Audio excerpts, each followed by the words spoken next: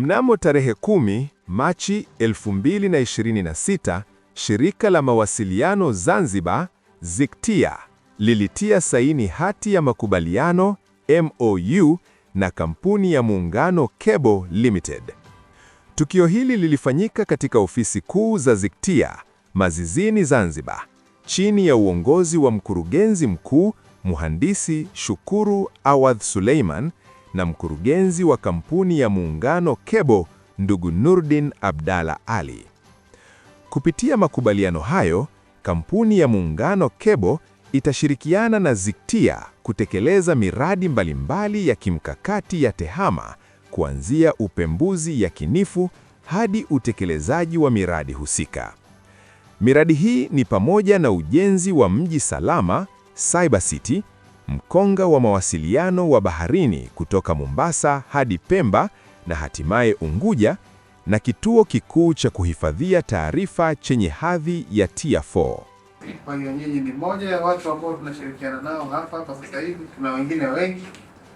As I said before, tuna many projects, nyingine ziko under implementation right now. So tunafurahi na nyinyi mnakuja hapa. Kwa matarajio yetu, nafikiri feasibility study hii imeelezea wazi kabisa kwamba we give 3 months of completing feasibility study. Okay. Kanya zote zile. Alafu tutaamua which is to be dropped and which one is to be implemented according to the document.